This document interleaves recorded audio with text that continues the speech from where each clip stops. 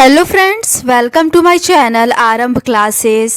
आज के इस वीडियो में हम लोग बीपीएससी टीआरई पॉलिटिकल साइंस के लिए क्लास 6 to 8, 9, 10 और 11, 12 के लिए प्रीवियस ईयर क्वेश्चंस और एनसीईआरटी और एससीईआरटी बेस्ड प्रैक्टिस सेट को सॉल्व करेंगे। इस बुक में कुल 20 चैप्टर से रिलेटेड क्वेश्चंस दिए हुए हैं।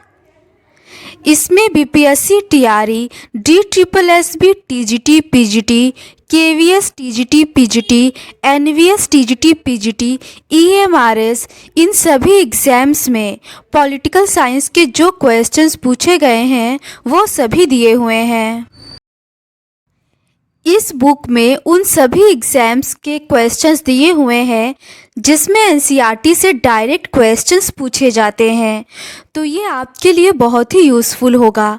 तो बिना देर किए चलिए आज का ये वीडियो शुरू करते हैं।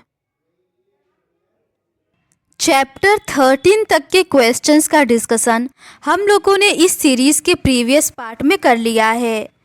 आज हम लोग उसके आगे के क्वेश्चंस का डिस्कशन आपके साथ करेंगे। आगे के प्रश्न सामाजिक न्याय और हाशिए की आवाज़ से संबंधित है। पहला प्रश्न है, मंडल आयोग ने 1980 की अपनी रिपोर्ट में सरकारी नौकरियों में सामाजिक एवं शैक्षणिक तौर पर पिछड़े वर्गों को कितने प्रतिशत आरक्षण की संस्तुति की थी? इसका सही आंसर है ऑप्शन ए 27%। मंडल आयोग ने 1980 की अपनी रिपोर्ट में सरकारी नौकरियों में सामाजिक और शैक्षणिक तौर पर पिछड़े वर्गों को 27% आरक्षण की संस्तुति की थी। अगला प्रश्न है, नीचे दिए गए कथनों को पढ़ें। पहला कथन है, शहरी मध्यम वर्ग के अगड़ी जाति के लोगों का अनुपात असामान्य रूप से काफ़ी ज़्यादा है।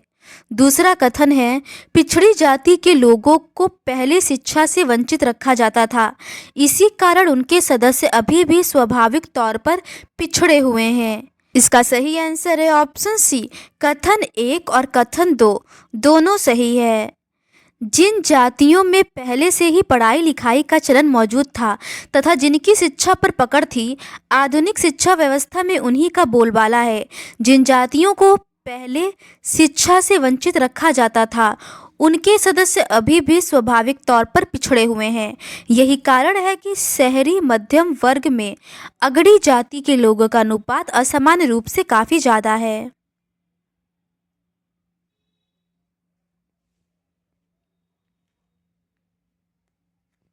अगला प्रश्न है, भारतीय संविधान के किस अनुच्छेद के अनुसार अन्य पिछड़े वर्गों के कल्याण को बढ़ावा देना सरकार के लिए अनिवार्य है?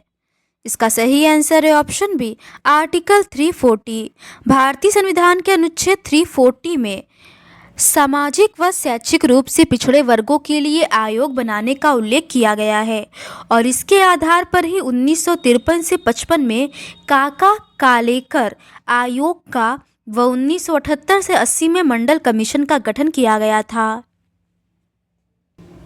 अगला प्रश्न है, पिछड़ी जातियों के लिए राष्ट्रीय आयोग देश के निम्न में से भारत के संविधान के किस संशोधन द्वारा निर्मित किया गया था? इसका सही आंसर है ऑप्शन सी, 102वें संशोधन द्वारा। 102वां संविधान संशोधन अधिनियम 2018 राष्ट्रीय पिछड़ा वर्ग आयोग को संवैधानिक दर्जा प्रदान करता है। इसके पास सामाजिक और शैक्षणिक रूप से पिछड़े वर्गों से संबंधित शिकायतों और कल्याणकारी उपायों की जांच करने का अधिकार है। इससे पहले NCBC सामाजिक न्याय और अधिकारिता मंत्रालय के तहत एक वैधानिक निकाय था। अगला प्रश्न है, निम्न में से भारत में मंडल आयोग के गठन के समय देश में कौन प्रधानमंत्री था? इसका सही आंसर है ऑप्शन सी, मोरारजी देसाई। मंडल आयोग, जिसे आधिकारिक तौर पर सामाजिक और शैक्षिक रूप से पिछड़ा वर्ग आयोग के रूप में जाना जाता है, की स्थापना 11 जनवरी 1979 को तत्कालीन प्रधानमंत्री मोरारजी देसाई के अधीन भारत सरकार द्वारा की गई थी। अगला प्रश्न है, अपने देश में सामाजिक विभाजन की राजनीति का निम्न में से कौन सा प्रमुख कारक है? इसका सही आंसर है ऑप्शन डी, उपर्युक्त में से एक से अधिक। सामाजिक विभाजन की राजनीति के परिणामों को निर्धारित करने वाले कारक निम्न हैं। सरकार की विभिन्न समूहों की मांगों के प्रति प्रतिक्रिया, राजनेताओं का किसी समुदाय की मांगों को उठाने के प्रति दृष्टिकोण, भारत के लोगों का अपनी पहचान हेतु दृष्टिकोण। ए, बी और सी तीनों ही सही दिया हुआ है। अगला प्रश्न है, मंडल आयोग के बारे में निम्नलिखित में से कौन सा कथन असत्य है? इसका सही आंसर है ऑप्शन ई, उपर्युक्त में से कोई नहीं।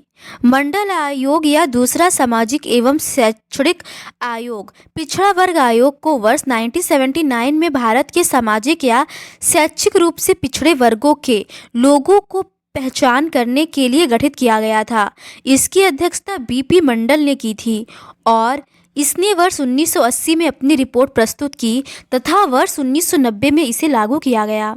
अगला प्रश्न है, समान पारिश्रमिक अधिनियम 1976 क्या प्रदान करता है?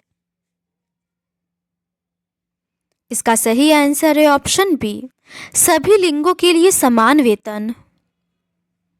समान पारिश्रमिक अधिनियम 1976 सभी लिंगों के लिए समान वेतन प्रदान करता है।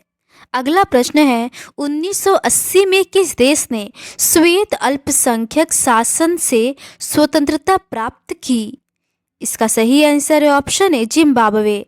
जिम्बाब्वे ने 1980 में श्वेत अल्पसंख्यक शासन से स्वतंत्रता प्राप्त की।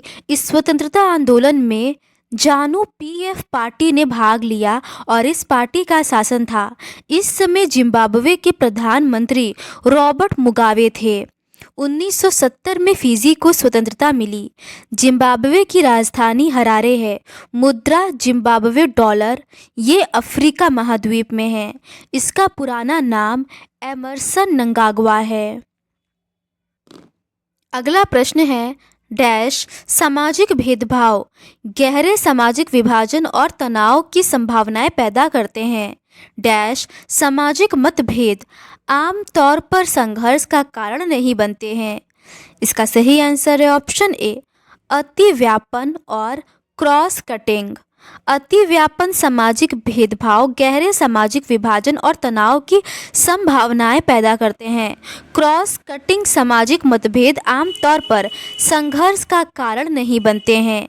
सामाजिक विभाजन अधिकांशतः जन्म पर आधारित होता है। अगला प्रश्न है, चित्रों को देखें और पहचानें कि ये चित्र किसके बारे में बात कर रहे हैं। इसका सही आंसर है ऑप्शन सी, जातिवाद। दिए गए चित्र जातिवाद को इंगित करते हैं। जातिवाद अधिकांशतः जन्म पर आधारित होता है। सामान्य तौर पर अपना समुदाय चुनना हमारे वश में नहीं होता। हम सिर्फ इस आधार पर किसी खास समुदाय के सदस्य हो जाते हैं कि हमारा जन्म उस समुदाय के एक परिवार में हुआ है। अगला प्रश्न है, भारत सरकार ने किसकी पहचान के मानदंड निर्धारित करने के लिए काका कालेलकर आयोग की नियुक्ति की? इसका सही आंसर है ऑप्शन बी, सामाजिक और शैक्षिक रूप से पिछड़ा वर्ग। भारत सरकार ने सामाजिक या शैक्षिक रूप से पिछड़े वर्गों की पहचान के मानदंड निर्धारित करने के लिए काका कालेलकर आयोग की नियुक्ति की थी। यह आयोग भारत के संविधान के अनुच्छेद 340 के अनुसार गठित किया गया था। इस आयोग का गठन 29 जनवरी 1953 को राष्ट्रपति के आदेश द्वारा किया गया था। इस आयोग का उद्देश्य था कि वह ऐसे मानदंडों के अनुसार पूरे भारत के लिए ऐसे वर्गों की सूची तैयार करे जो सामाजिक और शैक्षिक रूप से पिछड़े हो। इस आयोग की रिपोर्ट 1955 में प्रस्तुत की गई थी। अगला प्रश्न है, रजनी कोठारी द्वारा अपनी पुस्तक कास्ट इन इंडियन पॉलिटिक्स में दिया गया मुख्य तर्क यह है कि। इसका सही आंसर है ऑप्शन ए, जाति संगठनों ने हित एकत्रीकरण के माध्यम से लोकतांत्रिक राजनीति को आगे बढ़ाने में मदद की। रजनी कोठारी द्वारा अपनी पुस्तक कास्ट इन इंडियन पॉलिटिक्स में दिया गया मुख्य तर्क यह है कि जाति भारतीय समाज और राजनीति का एक अभिन्न अंग है जो आधुनिकीकरण के प्रभावों को समायोजित करने में महत्वपूर्ण भूमिका निभाती है। कोठारी ने जाति को एक विभाजन करने वाले कारक के रूप में नहीं बल्कि एक जोड़ने वाले कारक के रूप में देखा जो विभिन्न सामाजिक वर्गों और राजनीतिक दलों के बीच समन्वय और सहयोग को संभव बनाता है। उन्होंने यह भी दावा किया कि जाति एक निरंतर बदलती हुई प्रगतिशील संस्था है जो नए सामाजिक और राजनीतिक परिवर्तनों के अनुरूप अपने रूप और स्वरूप को बदलती है। उन्होंने अपने कार्य का समर्थन करने के लिए गुजरात और तमिलनाडु के जातीय आंदोलनों का विश्लेषण किया जिसमें उन्होंने जाति के राजनीतिकरण की प्रक्रिया को विस्तार से बताया है। अगला प्रश्न है, मंडल आयोग को आधिकारिक तौर पर किस नाम से जाना जाता है? इसका सही आंसर है ऑप्शन ए, सामाजिक और शैक्षिक रूप से पिछड़ा वर्ग आयोग। मंडल आयोग को आधिकारिक तौर पर दूसरा सामाजिक एवं शैक्षणिक पिछड़ा वर्ग आयोग के नाम से जाना जाता है। इस आयोग को वर्ष 1979 में भारत के सामाजिक या शैक्षिक रूप से पिछड़े वर्गों के लोगों की पहचान करने के लिए गठित किया गया था। इसकी अध्यक्षता वीपी मंडल ने की थी और वर्ष 1980 में अपनी रिपोर्ट प्रस्तुत की थी। अगला प्रश्न है, उस व्यक्ति का नाम बताइए जो यह मानता था कि उद्योग और कारखाने मानव जाति को गरीबी और अज्ञानता से मुक्त कर सकते हैं। इसका सही आंसर है option B, Robert Owen. Robert Owen एक प्रमुख अंग्रेजी कपड़ा निर्माता, परोपकारी और समाज सुधारक थे। साथ ही यूटोपियन समाजवाद और सहकारी आंदोलन के संस्थापक थे। उन्हें अपने श्रमिकों के लिए कारखाने में काम करने की स्थिति में सुधार लाने और प्रयोगात्मक समाजवादी समुदायों को बढ़ावा देने के प्रयासों के लिए जाना जाता है। उनका मानना था कि उद्योग और कारखाने मानव जाति को गरीबी और अज्ञानता से मुक्त करा सकते हैं। रॉबर्ट ओवन को ब्रिटिश समाजवाद का जनक माना जाता है।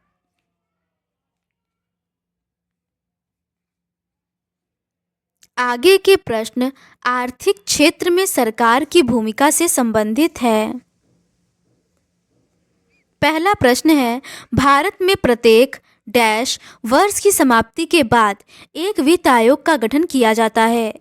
इसका सही आंसर है ऑप्शन सी, 5वें। वित्त आयोग एक संवैधानिक निकाय है जो केंद्र और राज्यों के बीच कर आय को वितरित करने की विधि और सूत्र निर्धारित करता है। संविधान के अनुच्छेद 280 के अनुसार भारत के राष्ट्रपति द्वारा एक वित्त आयोग का गठन किया जाता है। हर 5 साल में वित्त आयोग का पुनर्गठन होता है। अगला प्रश्न है, ऐसे विधेयक जिनमें स्पष्ट रूप से करारोपण या करों की समाप्ति से संबंधित प्रावधान होते हैं उन्हें किस श्रेणी में रखा जाता है? इसका सही आंसर है ऑप्शन ए, धन विधेयक। कोई विधेयक धन विधेयक माना जाएगा यदि वह किसी कर का अधिरोपण, उत्पादन, परिहार, परिवर्तन अथवा विनियमन करता हो, केंद्र सरकार द्वारा उधार लिए गए धन के विनियमन से संबंधित हो, भारत की संचित निधि या आकस्मिकता निधि की अभिरक्षा या ऐसी किसी निधि में धन जमा करने या उसमें से धन निकालने संबंधित हो। अगला प्रश्न है, अनुच्छेद 280 संबंधित है। इसका सही आंसर है ऑप्शन सी, वित्त आयोग से। भारत में वित्त आयोग भारतीय संविधान के अनुच्छेद 280 के तहत स्थापित एक संवैधानिक निकाय है। इसका प्राथमिक कार्य केंद्र सरकार और राज्य सरकारों के बीच वित्तीय संसाधनों के वितरण की सिफारिश करना है। अगला प्रश्न है, भारतीय संसद बजट के ऑडिट पर किसके द्वारा नियंत्रण रखती है? इसका सही आंसर है ऑप्शन सी, लोक लेखा समिति द्वारा। भारतीय संसद बजट के ऑडिट पर लोक लेखा समिति द्वारा नियंत्रण रखती है। लोक लेखा समिति भारत सरकार अधिनियम 1919 के तहत गठित एक अस्थायी संसदीय समिति है। कैग की ऑडिट रिपोर्ट केंद्र और राज्य में लोक लेखा समिति को सौंपी जाती है। प्राक्कलन समिति लोकसभा की वित्तीय समिति है।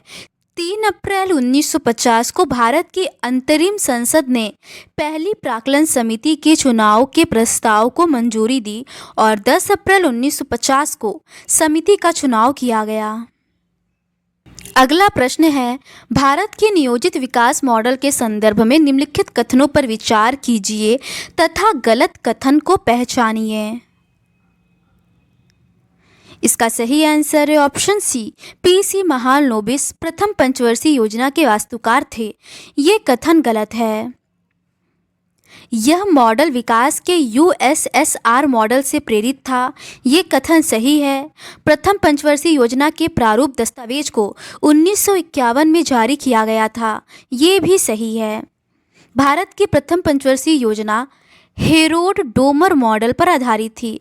यह जवाहरलाल नेहरू के नेतृत्व में 1951 से 1956 की अवधि के लिए शुरू किया गया था। यह मॉडल विकास के यूएसएसआर मॉडल से प्रेरित था। अगला प्रश्न है, निम्न में से भारत में 1950 में योजना आयोग की स्थापना का प्रमुख उद्देश्य कौन सा था? इसका सही आंसर है ऑप्शन ई, उपर्युक्त में से कोई नहीं। मार्च 1950 में भारत सरकार ने देश के संसाधनों का प्रभावी ढंग से उपयोग करके उत्पादन को बढ़ावा देकर और भारत के सभी वर्गों को रोजगार के अवसर प्रदान करके भारतीयों के जीवन स्तर में सुधार के लिए एक सरकारी संकल्प के माध्यम से योजना आयोग की स्थापना की। अगला प्रश्न है, निम्नलिखित में से किसे आर्थिक क्रियाकलाप का एक भाग माना जा सकता है? ए है किसी व्यक्ति द्वारा अपने घर के पास सब्जी बेचना। बी है गणित का गृह कार्य पूरा करने के लिए लड़की के साथ काम करना। सी है किसी व्यक्ति द्वारा पूजा के काम के लिए अपने घर में फूल माला बनाना। डी है परिवार के किसी सदस्य द्वारा पूरे परिवार के लिए भोजन बनाना। या ई है किसी नौकरानी द्वारा अपने मालिक के पूरे परिवार के लिए भोजन बनाना। इसका सही आंसर है ऑप्शन डी, ए और ई। जीविकोपार्जन के लिए हम जो क्रियाएं करते हैं वे सभी क्रियाएं आर्थिक क्रियाएं हैं। निम्न क्रियाकलाप को आर्थिक गतिविधि का भाग माना जाता है। व्यक्ति द्वारा अपने घर के पास सब्जी बेचना, किसी नौकरानी द्वारा अपने मालिक के पूरे परिवार के लिए भोजन पकाना, एक मजदूर जो जमीन पर मेहनत करता है और फसलों में भुगतान पाता है, व्यवसाय वस्तुओं और सेवाओं के उत्पादन और बिक्री से संबंधित सभी आर्थिक गतिविधियों का योग है। अगला प्रश्न है, निम्नलिखित में से कौन सी भारत में एक सांविधिक निकाय नहीं है? इसका सही आंसर है ऑप्शन सी, केवल दूसरा, वित्त आयोग। संवैधानिक निकाय भारत में महत्वपूर्ण निकाय है जो भारतीय संविधान से अपनी शक्तियां और अधिकार प्राप्त करते हैं। उनका संविधान में विशेष रूप से उल्लेख किया गया है। इन निकायों के तंत्र में किसी भी बदलाव के लिए संवैधानिक संशोधन की आवश्यकता होगी। वित्त आयोग, यूपीएससी, चुनाव आयोग, सीएजी, राष्ट्रीय अनुसूचित जाति और अनुसूचित जनजाति आयोग आदि निकाय संवैधानिक निकाय हैं, जबकि योजना आयोग के संबंध में कोई संवैधानिक प्रावधान नहीं है। 15 मार्च 1950 को केंद्रीय मंत्रिमंडल द्वारा पारित प्रस्ताव द्वारा योजना आयोग की स्थापना किया गया। अगला प्रश्न है, निम्नलिखित कथनों में से योजना आयोग के संबंध में कौन सा कथन सही नहीं है? इसका सही आंसर है ऑप्शन बी, यह एक संवैधानिक निकाय था। ये कथन सही नहीं है। योजना आयोग भारत की प्रमुख स्वतंत्र संस्थाओं में से एक रहा है।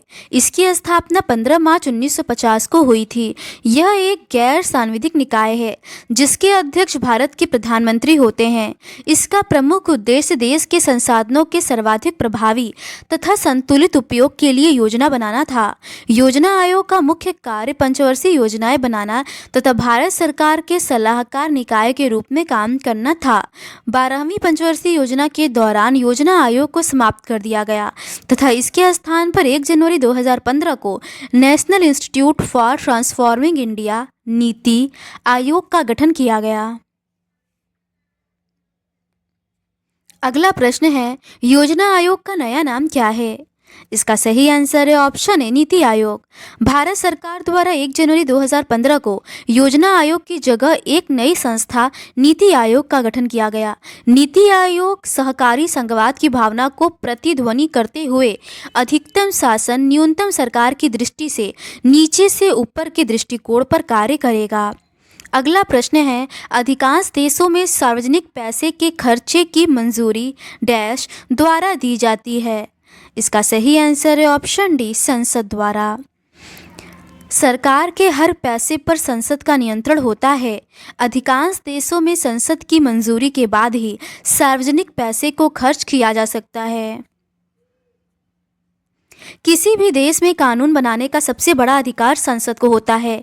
कानून बनाने या विधि निर्माण का यह काम इतना महत्वपूर्ण होता है कि इन सभाओं को विधायिका कहते हैं। दुनिया भर की संसदें नए कानून बना सकती हैं, मौजूदा कानूनों में संशोधन कर सकती हैं या मौजूदा का कानून को खत्म कर उसकी जगह नए कानून बना सकती हैं।